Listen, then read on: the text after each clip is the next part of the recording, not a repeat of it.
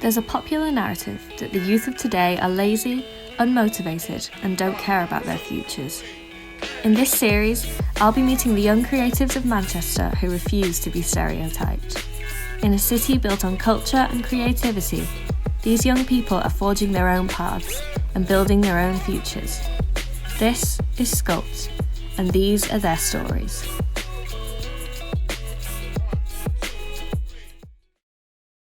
So I'm Freya and I run the Interbrew.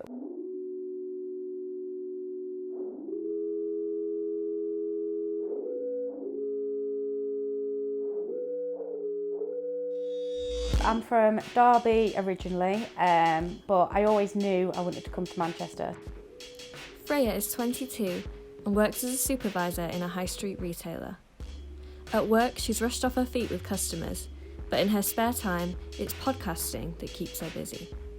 I run the Interbrew, which is a podcast all about new bands from kind of around the country, a lot of northern bands, and we always do it in a cafe. It's always very casual, and obviously the first question is, how do you have your brew?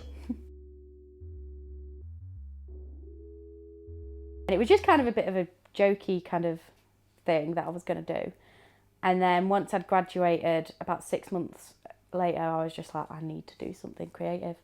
So I just went for it and just started up Interbrew and was like, right, well, we'll see how it goes. I'm just tired a lot of the time, to be honest. I do a lot of kind of long days and stuff. I try and do the interviews or interbrews if either on my days off or in the evenings. I'll go straight after work and do one, because I do shift work, so I can work around it a little bit, which is the bonus. But yeah, it is tiring, but I know that in the long term, hopefully anyway, it will be worth it, and I enjoy it. So it doesn't seem like work in a way. Despite the long hours and endless to-do lists, Freya's enthusiasm never lets up. I get quite bored easily, to be honest, and I was like, right, I've kind of done the interviews now. I know where I'm at with that. What else can I do to challenge me? So I just thought, well, why not put on a gig? We couldn't have got the atmosphere better for that gig. Very chilled, lots of kind of cosy sofas and chairs and like teas, coffees, cakes. And the acts that we had as well, they were all really different, but they all sounded great in that venue.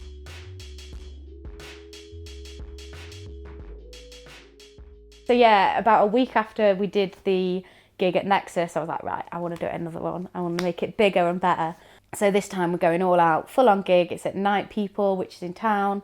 It's going to be a lot rowdier than the last one. We're not going to have any interviews, just the acts. And it's just going to be a bit of a party vibe. It's in between Christmas and New Year, so it's on the 27th of December. It'll be a really nice way to kind of round off not only 2019, but personally for me, a really fun and kind of interesting year. Accessing facilities like recording studios and editing software can be time-consuming and expensive. I was curious, how did Freya keep the Interbrew going as a startup with limited time and funding?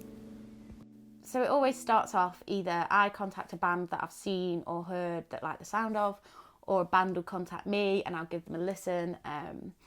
And then we meet up, grab some drinks, have a bit of food, and then crack on with the Interbrew. I edit all my interviews on here. We'll go on this one.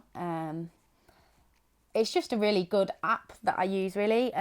You just press record. I always do a little mic test before, just in the venue. I've managed to work out the sound levels, so luckily I don't have to edit those because I'm not that techie. And I can't be arsed with all that, to be honest. So as long as it's nice and close to their mouth, it's fine.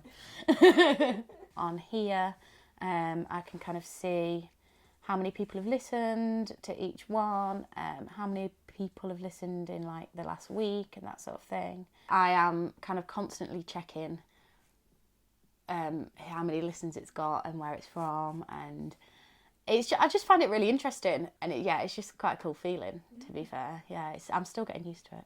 Still not used to it. I wanted to know more about what exactly goes into Freya's creative process, so I met her at one of her favourite interview spots to see her in action. So today we've got an interview with Oliver Valji. He's playing at our gig on the 27th. But yeah, so this is where we normally come to do an Interbrew. It's at Zifferblatt. And yeah, we just sit down, have a nice casual chat. I like to think it's casual. Yeah, Is that casual? Yeah, pretty casual. Because yeah, I feel like that's where you get the best answers out of people and stuff.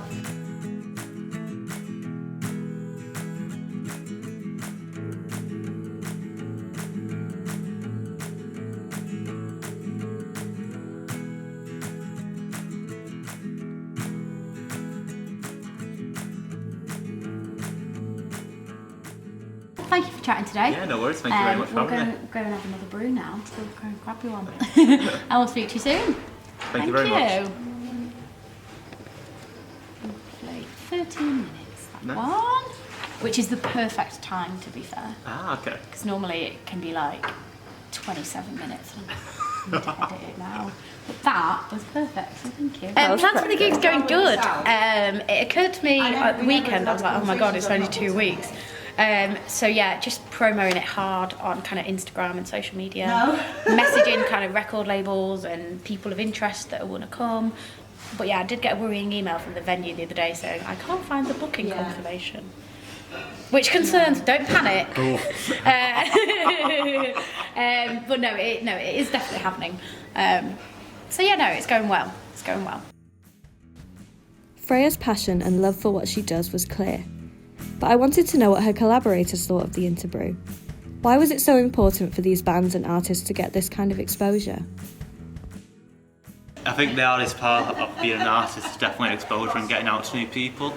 Because you always find yourself just messaging your friends, like the same family and friends, and then from there they kind of just get a bit annoyed with you, to be fair. So you start to see a few people like delete you off Snapchat, so it's always great to get new people that you've never even met before listening to your music and stuff like that. Don't you think as well, like, sometimes, no offence to the family and friends that listen, very grateful, but it does mean a lot more when it's someone that you don't know, isn't it? Yeah, definitely. And it's just like, wow, it's like, it feels like they've actually reached out to you, don't it? Yeah. Starting a project like the Interbrew from nothing takes an immense amount of hard work, dedication and passion. But seeing Freya's love for the local music scene and for interviewing, it's no surprise that she's gotten as far as she has. My favourite thing is just being able to talk about music with people that love it as much as I do, with the people who listen as well. I've made some great friends from the people who listen to it and the people who go to different gigs as well. I'm very determined, so I would hope to, and I'm working towards, getting a little festival stage going, whether that be next year or in a couple of years. But yeah, I think that would be really cool, kind of selling teas and coffees and kind of having a bit of a chilled vibe. I want to keep doing more events and gigs and stuff, and hopefully I'll be able to kind of make a living off it one day, because at the end of the day it's the thing that I love to do. You can support Freya and the Interbrew by listening on Spotify, following @Interbrew Media on Instagram, and coming along to the gig at Night People in Manchester on December 27th.